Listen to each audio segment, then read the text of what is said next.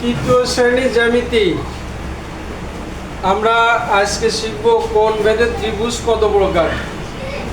গত ক্লাসে আমরা শিখছি বাহু ভেদে ত্রিভুজ কত প্রকার ও কি কি। আজ শিখব কোণ ভেদে ত্রিভুজ কত প্রকার ও কি কি। কোণ ভেদে ত্রিভুজ কত প্রকার? যথা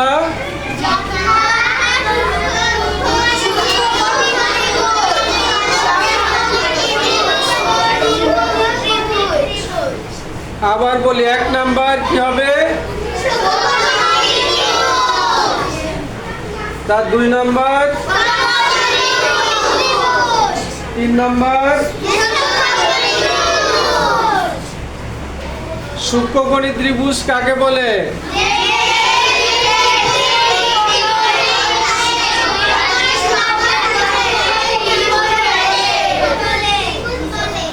যে ত্রিভুজের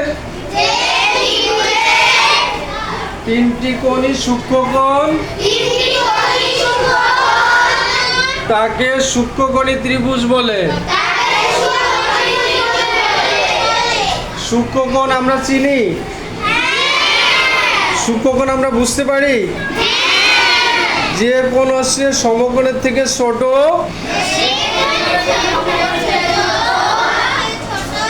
তাকে সূক্ষ্মকোণ বলে।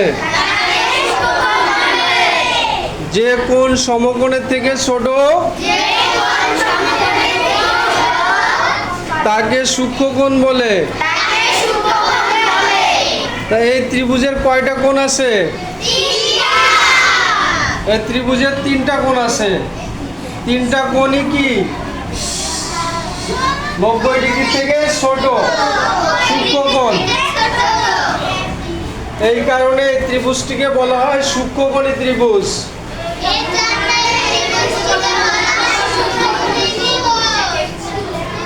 এভাবে আমরা স্থূলকোণী ত্রিভুজ ও সমকোণী ত্রিভুজ HW করব, ঠিক আছে?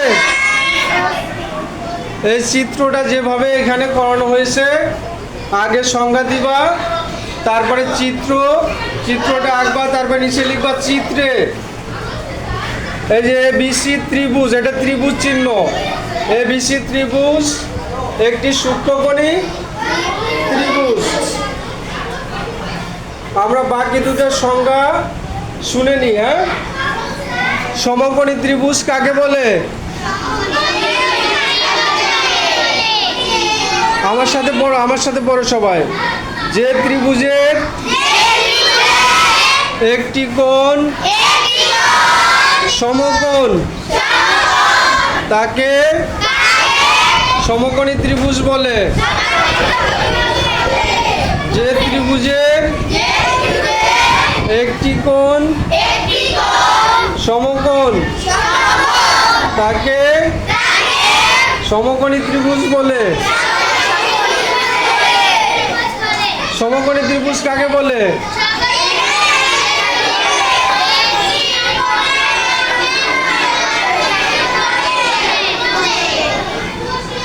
এবার স্থূলকোণী ত্রিভুজ।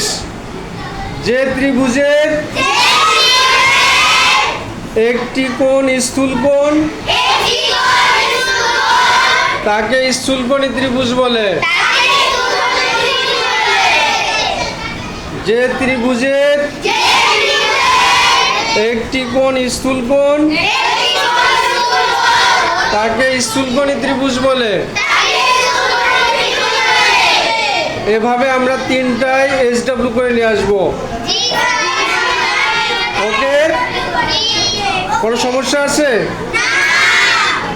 এই 3টাই HW এবং পড়া দিতে পারবে? আচ্ছা, ইনশাআল্লাহ।